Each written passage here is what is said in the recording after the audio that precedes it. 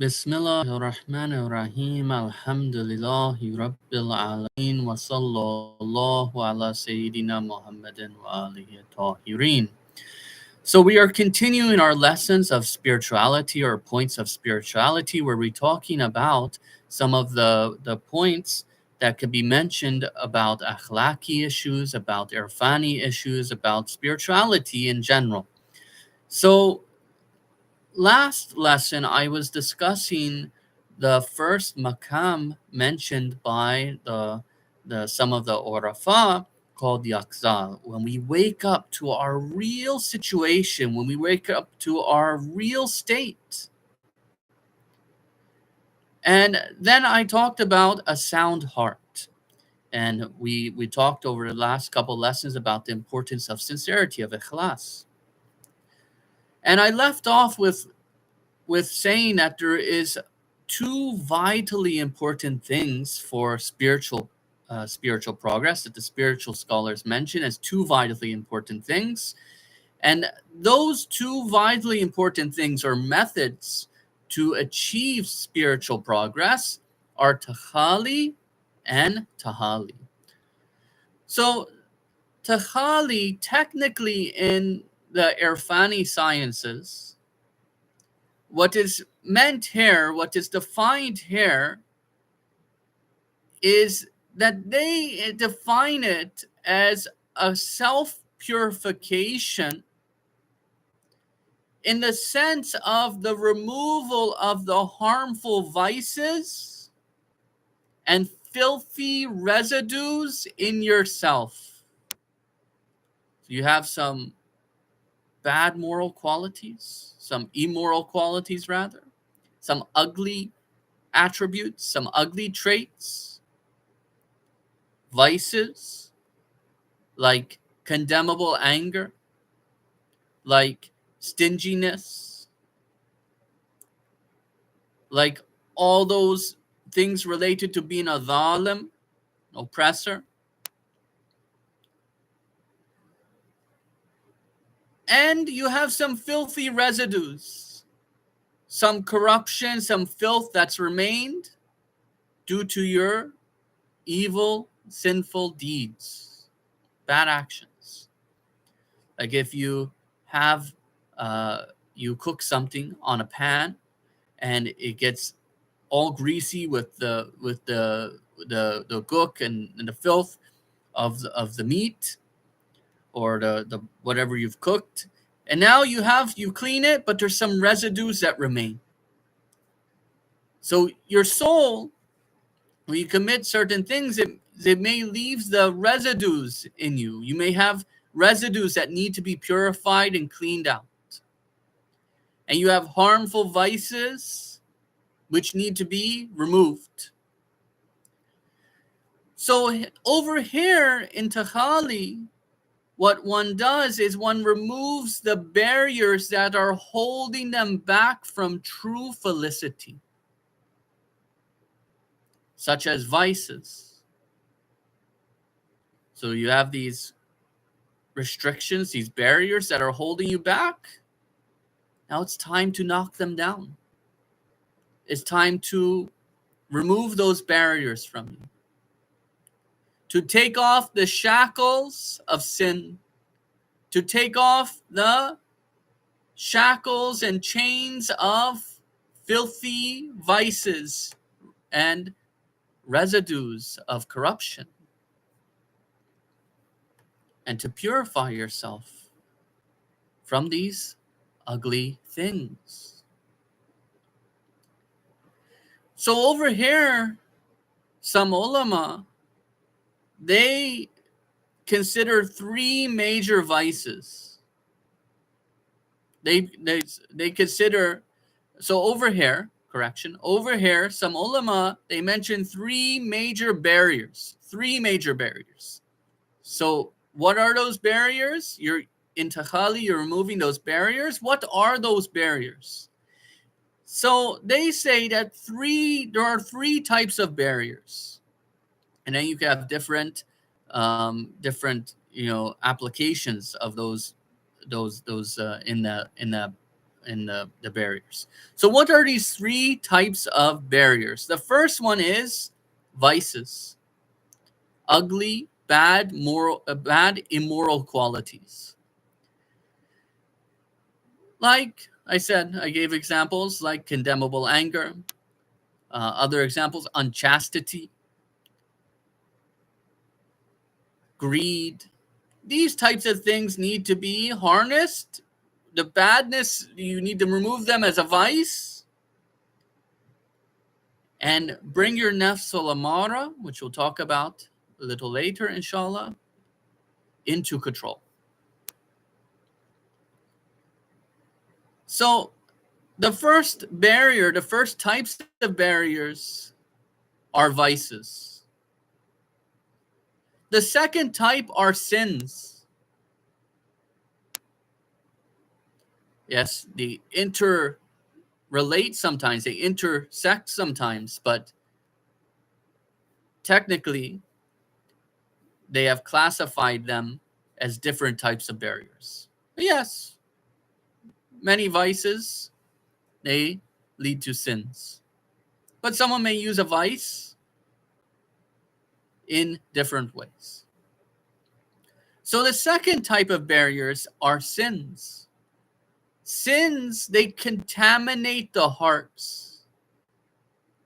And they can eventually lead to blindness of the hearts. The third type of barrier are harmful habits. Not necessarily, sometimes they could be leading to haram things, sometimes they could be haram things, sometimes they could be just a bad habit. Maybe they're pulling your soul down. So the first was vices, bad qualities. The second was sins, committing sins. And the third is harmful habits, like harmful habits and inclinations, like love for dunya, hubat dunya. So here, these are the three types of barriers that they mention: vices, sins, and harmful habits and inclinations. So here there are levels one can traverse in improvement and purification. So they could go up the ladder per se in these levels of purification. So that's takhali briefly. Takhali technically is the removal of the harmful vices and filthy residues in yourself, and these are the three types of barriers that you need to remove: sins, vices, and harmful habits and inclinations. The second very important methodology in to have self-purification is called tahalli. What is this? This is self-building. This is self-building. This is adornment of the self.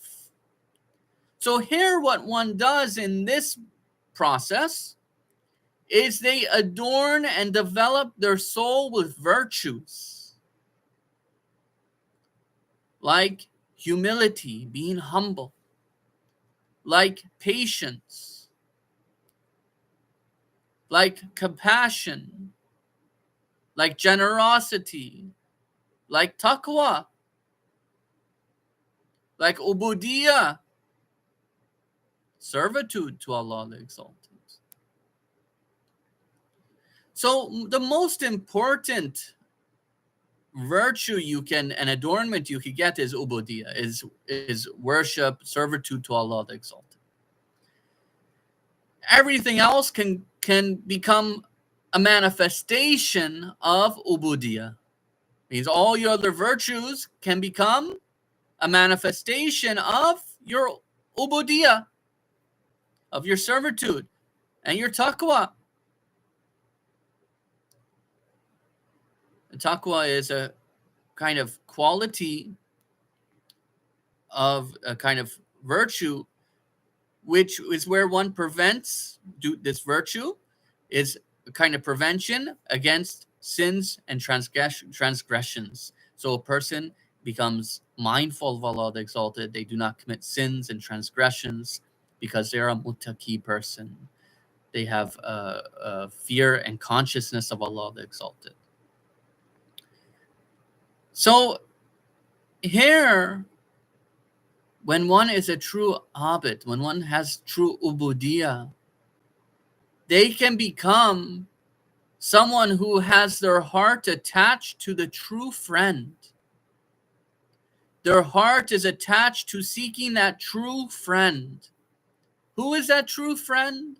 That true friend is a friend we all need. And it's the one who is closer to us than ourselves. It's Allah the Exalted. We can attach ourselves and seek that true friend. We can seek to get closer and nearer and more friendly with Allah the Exalted. Allah is present. It's only us who need to make now the efforts, seeking His help and aid and taking the proper steps. So now I have a little bit of advice for sincere intentions, for sincere niyyah. A niyyah is the kind of when you do something for that reason, that is your niyyah, that is your intention. So if I go to eat because I'm hungry, my intention is to eat because I'm hungry. But if I'm eating due to obedience to Allah, then my intention is eating due to obedience to Allah the Exalted. So some practical advice for clean intentions is, first, when you go to do something, when you go to do a specific amal, when you go to do a specific deed, amal is not only dua or an extra prayer, rakat or tasbih. Amal, you can say generally, is you're doing deeds, you're doing actions. When you go to do something, ask yourself, question yourself, interrogate yourself. Say, am I doing this out of God consciousness or not? Why am I doing this thing? Am I doing this for the sake of Allah or not? Then if you find that you're not doing it for the sake of Allah, you're not doing it out of God consciousness, you're not doing it out of obedience to Allah the Exalted, then realign your intention. Realign and redirect your intentions toward Allah the Exalted. Change its direction. Find something, some reason, some God consciousness in you to do it out of obedience to Allah the Exalted.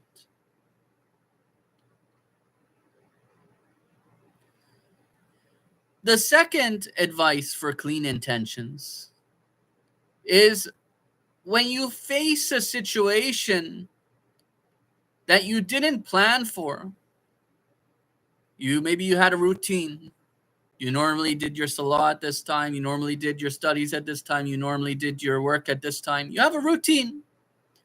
Now something happens and injects itself in your routine that you didn't plan for. Something happened, a situation occurred that you didn't plan for. Now, normally on your routine, you may be doing fine. You get this done, do this, no problem. But something interrupted your goal, your plan. So when you face a situation you didn't plan for, then what you can do is remind yourself, maybe this is where Allah is wanting me to be tested. And of course, our whole life we're being tested. So maybe remind yourself, maybe this is a very important test. At this moment, how do I handle it? Maybe this is a test to see if I'm one of the righteous people, one of the muttaqeen. Maybe this is a test to see if I obey Allah the Exalted or not. So remind yourself in that moment of interruption that you didn't plan for, that you're being tested. And maybe this test is an important test, on the important question on the exam. The third advice is, when we go and do our salah, when we go and do our prayers, we have 5 mandatory salah in the day. You have, sometimes what occurs to many people is a person gets distraction in their prayer. They become distracted. They may enter with sincere intentions. Of course, you should enter with sincere intentions. Make sure you're praying with sincere intentions. Direct those intentions. Falls into that first advice I gave. But say you enter and then your sincere intention gets distracted. Your focus and attention to Allah the Exalted is distracted. So if you get distraction in prayer, first, pay attention to the words you speak. You know, we have these surahs and these tasbih that we do.